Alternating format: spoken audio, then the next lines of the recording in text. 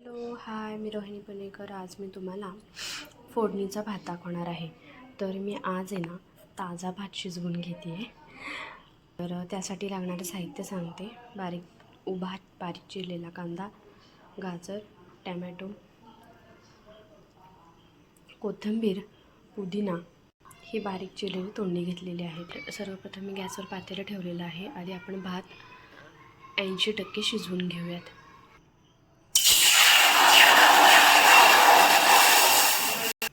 आता यात भात शिजण्यासाठी मी सर्वप्रथम 3 ग्लास पाणी टाकलेलं आहे, मीठ टाकलेलं आहे, पुदिना टाकलेला आहे, जगभरातले सगळे खडे मसाले टाकलेले आहेत, पुदिना टाकलेला आहे. ह्याला उकळी सुटली की आपण हा स्वच्छ धुवून घेतलेला बासमती तांदूळ टाकूयात ना. फोडणी द्यायला चालू करूयात. मी सर्वप्रथम कढई ठेवलेली आहे गॅसवरती. 3 चमचे तेल टाकलेलं आहे. त्याला छान उकळी सुटली. आता आपण तांदूळ टाकून घेऊयात. पूर्ण तांदूळ छान उकळून घेणार आहे. असा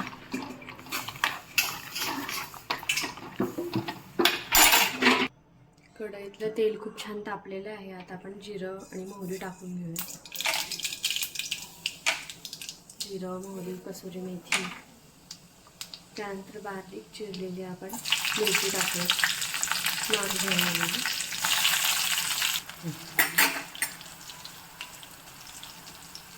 आता मी बारीक चिरलेला कांदा टाकते.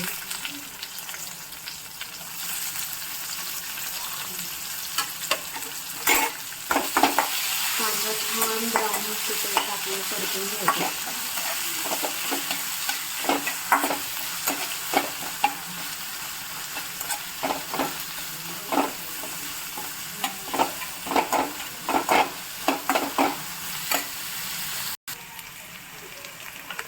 थोडीशी हळद टाकूया.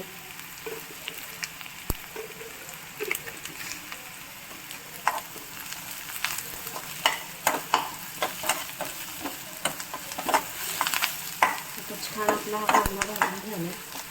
आपण त्यानंतर आता गाजर टाकूया.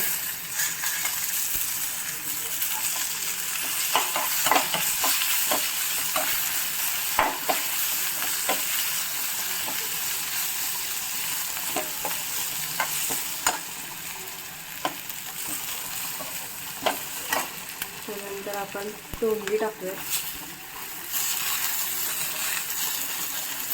आपण टॅमॅटो टाकूया.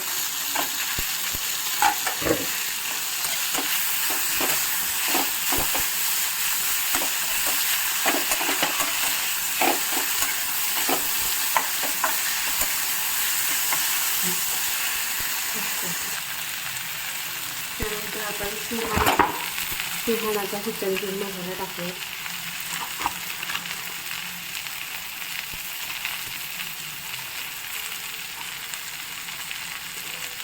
त्यानंतर आपण सुहाणाचा बिर्याणी मसाला टाकूया.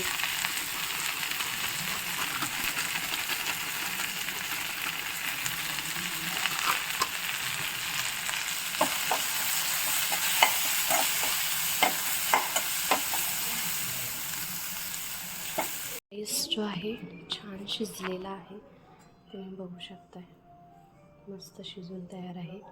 आता हा आपण राईस मगाशी केलेल्या सारणामध्ये टाकू.